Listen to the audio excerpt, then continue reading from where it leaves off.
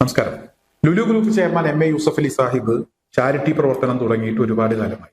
അതിപ്പോഴും അദ്ദേഹം തുടർന്നുകൊണ്ടിരിക്കുന്നുണ്ട്. കൊടുക്കുംതോറും കൂടുന്തോറും അദ്ദേഹം കൊടുത്തുകൊണ്ടേയിരിക്കുന്നു. ആരാധനാലയങ്ങൾ, ചില സ്ഥാപനങ്ങൾ, വ്യക്തികൾ, സംഘടനകൾ, അങ്ങനെ അദ്ദേഹം കൊടുക്കുമ്പോൾ എത്രയായിരുന്നോ അതിന്റെയൊക്കെ ഒരുപാട് ഇരട്ടി, കൃത്യമായ കണക്ക് നമുക്ക് പറയാൻ കഴിയില്ല, അദ്ദേഹം കൊടുത്തുകൊണ്ടേയിരിക്കുകയാണ്.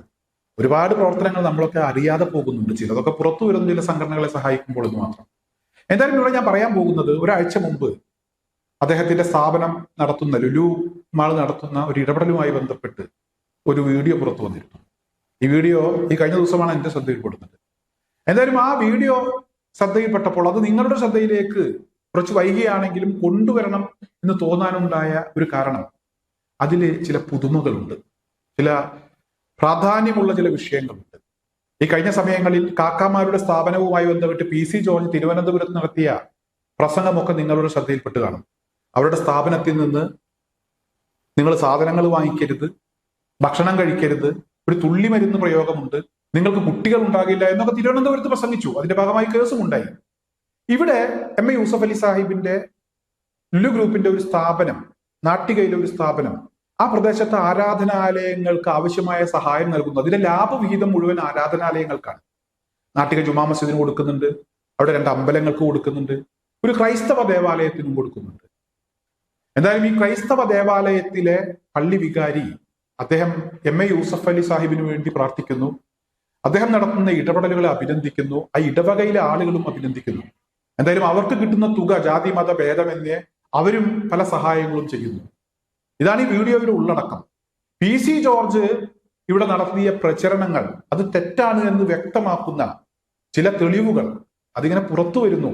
എന്തായാലും അത്തരത്തിലൊരു തെളിവുണ്ടാക്കുന്നതിന് വേണ്ടിയൊന്നുമല്ല ഈ വീഡിയോ പുറത്തിറങ്ങിയത്, ഈ വീഡിയോ പ്രചരിപ്പിച്ചത്. ആ പള്ളി വികാരിയുടെ നല്ല മനസ്സുകൊണ്ട് എം എ യൂസഫ് അലി സാഹിബ് നടത്തുന്ന പ്രവർത്തനങ്ങളെ കുറിച്ച് അദ്ദേഹം പറഞ്ഞു. അത് നിങ്ങളുടെ ശ്രദ്ധയിലേക്ക് എനിക്കൊന്ന് കൊണ്ടുവരണമെന്ന് തോന്നി. കാരണം ഇത്തരത്തിലുള്ള പ്രചരണങ്ങൾ നടത്തുന്ന ആളുകൾ, ആ പ്രചരണങ്ങൾ വിശ്വസിച്ച് അത് വീണ്ടും പ്രചരിപ്പിക്കുന്ന ചില ആളുകൾ, അത്തരത്തിലുള്ള ചിന്താഗതിയുള്ള ആളുകൾ, അവരിങ്ങനെ കൂടി വരികയാണ്. വെള്ളാപ്പള്ളി നടേശനെ പോലെയൊക്കെയുള്ള ആളുകൾ.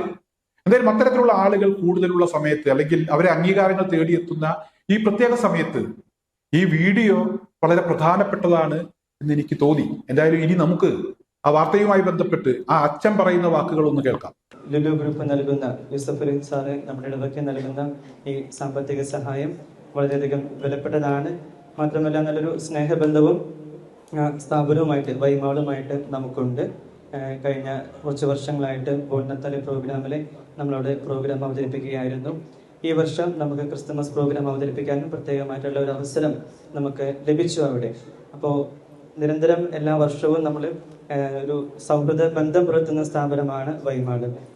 അതുപോലെ തന്നെ യൂസഫ് അലി സാർ ചെയ്യുന്ന ഈ ഒരു പ്രവർത്തനത്തിന് പ്രത്യേകമായിട്ടുള്ള എല്ലാവിധ ദൈവാനുഗ്രഹങ്ങളും ഉണ്ടാകട്ടെ എന്ന് പ്രത്യേകമായിട്ട് ആശംസിക്കുകയും പ്രാർത്ഥിക്കുകയും ചെയ്യുകയാണ്.